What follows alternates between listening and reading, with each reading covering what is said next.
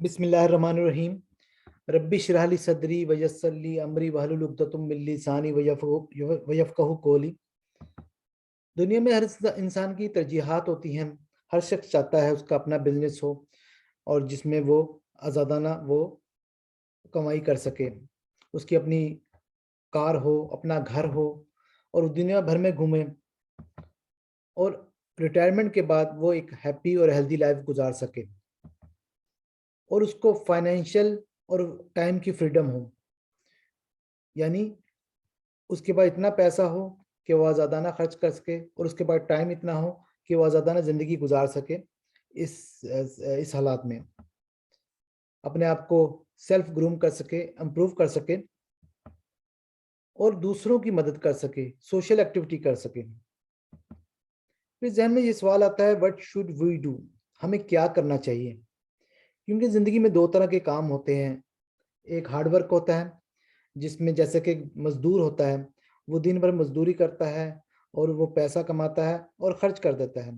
लेकिन अगर किसी दिन वो खुदा ना ख़ास्ता मज़दूरी ना कर सके, तो होता ये है कि वो फाइनेंशियल क्राइसिस में आ जाता है। उसको फाइनेंशियल प्रॉब्लम को फ़ेस करना पड़ता है। और दूसरा तरीका होता है कि आप कोई सिस्टम बनाते हैं 2-3 साल काम करके, और जैसे कि आपने कोई दुकान बना ली, उसमें मुलाज़िमीन रखे, सिस्टम में लोग रखे, उसके बाद फिर आप किसी दिन छुट्टी ना भी करें, तो लोग आपके बिहाफ़ पर काम करते हैं क्योंकि आपने सिस्टम चला दिया। या आपने कोई दुकान रेंट पे लेके आगे दे दी और आप अर्न कर रहे हैं। इसकी मिसाल मैं देता हूँ केएफसी एंड मैकडॉनल्ड की, कि उन्होंने एक सिस्टम बना दिया और उनकी ब्रांचेज़ बना दी और वो कमा रहे हैं। लेकिन सिस्टम बनाना भी हर एक की बस की बात नहीं। लेकिन अगर आपको एक ऐसा सिस्टम मिल जाए जिसमें आपको कुछ भी ना करना पड़े, ना ना तो 2 या 3 साल या 4 साल की मेहनत करनी पड़े और आपको जब आप जॉइन करें उसके बाद आप कमाना शुरू कर दें। यहाँ पर मैं बात करूँगा ऑन पैसिव की। ऑन पैसिव एक मैसिव मूवमेंट है, यानी बहुत बड़े पैमाने की तहरीक है। ये एक छोटी एक वेबसाइट बेस्ड कंपनी नहीं है। ये एक गूगल की तरह का एक बहुत बड़ा प्रोजेक्ट है और ये अभी प्री लॉन्च सिचुएशन में है, यानी अभी ये कंपनी लॉन्च नहीं हुई।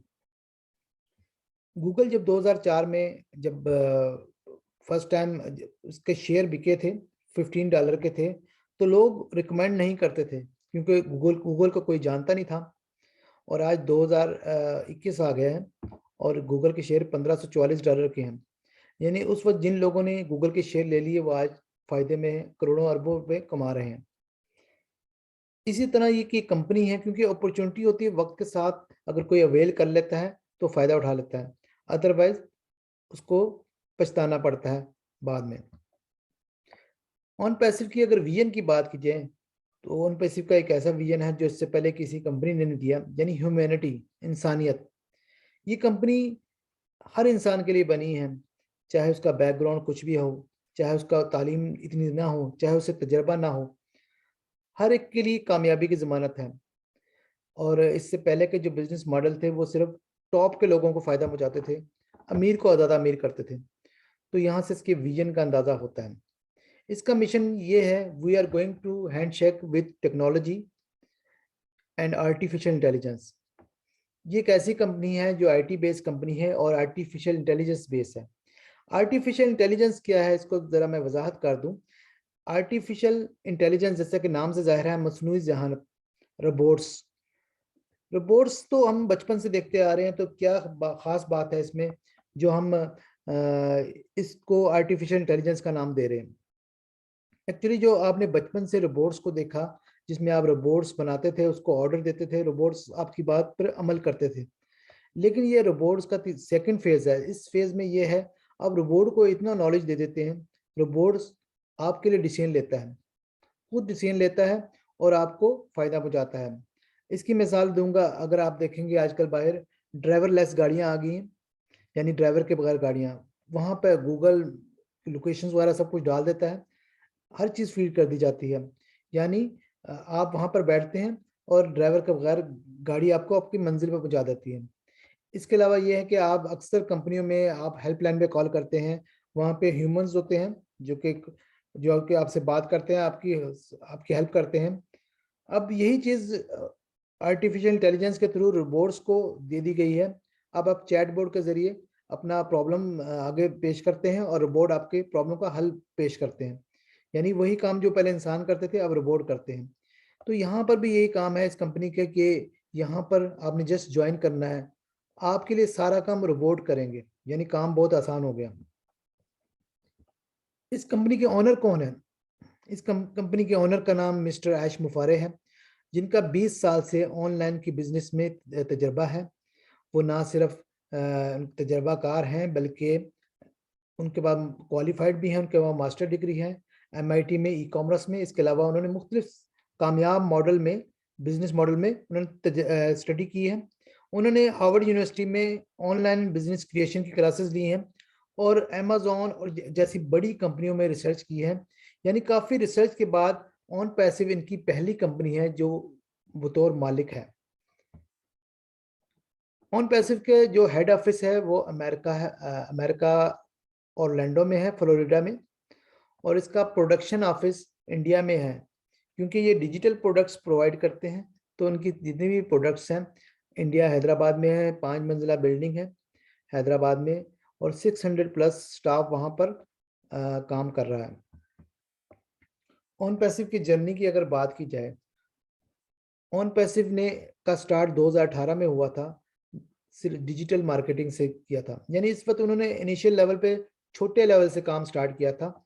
और डिजिटल मार्केटिंग, अगर जो लोग नहीं जानते, यानी ऑनलाइन आप जो भी काम करते हैं उसके लिए जो भी टूल की ज़रूरत पड़ती है उसे डिजिटल मार्केटिंग टूल कहा जाता है। तो उन्होंने सोचा था कि हम डिजिटल मार्केटिंग टूल बनाएंगे और किसी से हम प्रोडक्ट बनवा लेंगे, आउटसोर्स कर लेंगे। इसके लिए उन्होंने अर्जेंटीना, कनाडा, अमेरिका, मिस्र, फिलिपीन और मलेशिया में लोगों से रब्ता किया कि उसकी प्रोडक्ट्स बना दें। लेकिन क्या हुआ कि वहाँ से कहीं से भी उन्हें मतलूबा रिजल्ट नहीं मिला। फिर उन्हें पता चला इंडिया में 2 कंपनियाँ हैं जो कि ये सर्विसेज दे रही हैं।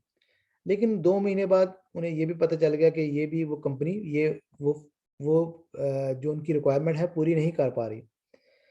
फिर उनमें से एक कंपनी में डाउन साइजिंग हुई, तो उन्हें ये तो पता था कि इंडिया में आईटी में काफ़ी एक्सपर्ट लोग हैं और इनसे काम अगर खुद से लिया जाए तो ये काम कर सकते हैं। उन्होंने उन्हीं में से कुछ स्टाफ को हायर किया और वहाँ से कुछ प्रोजेक्ट्स और वगैरह काफ़ी चीज़ें वहाँ से ले ली और 2018 में कलकत्ता में पहली एज ए ऑनर पहली कंपनी उन्होंने स्टार्ट कर दी। ये इनका पहला प्रोडक्शन ऑफिस था कोलकाता में। 2018 में ही उन्होंने गो फाउंडर्स का आइडिया अपने दोस्तों के सामने रखा और इसमें यह था कि ये एक प्री लॉन्च प्रोजेक्ट था ऑन पैसिव के लॉन्च होने से पहले। जिस लॉन्च जाने के बाद ये 1 साल तक वैलिड था, उसके बाद ये रिन्यू हो जाना था। और इसमें यह था कि ये जो प्रोजेक्ट की कॉस्ट थी, प्रोडक्ट की कॉस्ट पूरी नहीं करता था ये गो फाउंडर्स। ये सिर्फ मार्केटिंग वगैरह के पॉइंट ऑफ व्यू से उसको सपोर्ट करता था, फाउंडर को बेनिफिट देता था। 2018 में गो फाउंडर्स को जब लाइव किया गया तो काफ़ी प्रॉब्लम फेस करनी पड़ी, जैसे कि ईमेल बग्स थे और काफ़ी इश्यूज थे जो उन्हें फेस करना पड़े, जैसे कि डिजिटल जो होते हैं, ऑनलाइन होते हैं। और अप्रैल 2019 में उनमें काबू पा लिया गया। साथ ही कंपनी 2 महीने के लिए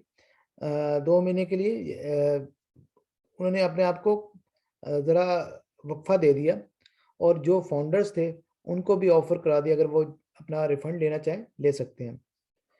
लेकिन वो अपने आप को अपग्रेड कर रहे थे।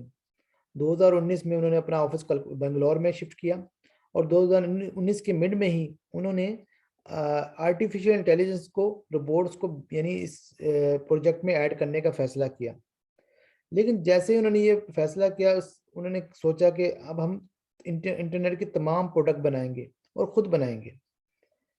और इससे पहले वो सिर्फ़ डिजिटल मार्केटिंग टूल बना रहे थे, लेकिन यहाँ पर उन्होंने इंटरनेट की तमाम प्रोडक्ट्स बनाने का फ़ैसला किया। और जो भी सॉफ्टवेयर से रेलेवेंट लोग हैं वो जानते हैं कि इंटरनेट की जो प्रोडक्ट्स होती हैं, इतनी प्रोडक्ट्स बनाना, जबकि एक प्रोडक्ट एक कंपनी है, यानी ज़ूम, ट्विटर, फेसबुक जैसी प्रोडक्ट बनाना और 50 प्लस प्रोडक्ट्स बनाना और जब ये लॉन्च के बाद लोगों को देना और एक ही जगह से देना, तो ये काफ़ी टाइम टेकिंग काम था। उन्होंने कोई डेट नहीं दी। उन्होंने फाउंडर्स को बढ़ाने का फैसला किया और इस पर काम शुरू कर दिया। चुनाचे हैदराबाद इंडिया में उन्होंने 5 मंजिला अपनी बिल्डिंग ली, ऑफिस बनाया, 600 प्लस स्टाफ हायर किया और यहाँ पे डे बाय डे यानी स्टाफ हायर हो रहा है, प्रोडक्ट्स बन रही है, यहाँ पे रियल ऑफिस है, रियल स्टाफ है, रियल प्रोडक्ट्स हैं और with the passage of time यहाँ पे उन्होंने फिजिकल प्रोडक्ट्स भी ऐड करने का फैसला कर लिया और फिजिकल प्रोडक्ट्स भी ऐड करने का फैसला किया। अभी गो फाउंडर्स, अब ये करंटली सिचुएशन ये है कि बहुत जल्द ओ फाउंडर्स में कन्वर्ट होने वाली है, जहाँ पे हमें कुछ प्रोडक्ट्स बीटा टेस्टिंग के तौर पर मिलेंगी। अच्छा, ये कंपनी जब लॉन्च होगी उसके लॉन्च को हम ग्लोबल लॉन्च का नाम दिया, ग्लोबल मेन लॉन्च। लेकिन ग्लोबल मेन लॉन्च से पहले कंपनी सेमी लॉन्च करेगी। सेमी लॉन्च से मुराद ये है कि वो अपनी तमाम डिजिटल प्रोडक्ट्स की टेस्टिंग करेगी, जिसको बीटा टेस्टिंग का नाम दिया गया। यानी सॉफ्टवेयर इंजीनियर जब कोई प्रोडक्ट खुद से टेस्ट करता है, उसे अल्फा टेस्टिंग का नाम दिया जाता है। उसके बाद कुछ लोगों से वो टेस्ट करवाता है ताकि उसके एरर और बग्स चेक किए जाए। चुनाचे ये बीटा टेस्टिंग का सिलसिला स्टार्ट होगा। ये ऑफ फाउंडर इसका पहला स्टेप है।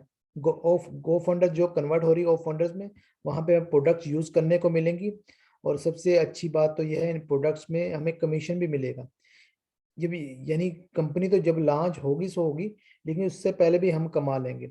ये एक विजनरी एक कॉन्सेप्ट है और एक बहुत बड़ा प्लान है। यहाँ पे मैं वीडियो का पहला पार्ट कंप्लीट करता हूँ और दूसरे पार्ट में हम एक्सप्लेन करेंगे कैसे इसका बिजनेस मॉडल किस पर टिका हुआ है और कैसे ये बिजनेस मॉडल सक्सेसफुल है, कामयाब है दूसरे बिजनेस मॉडल से जो पहले हम देखते आ रहे हैं। अस्सलाम वालेकुम।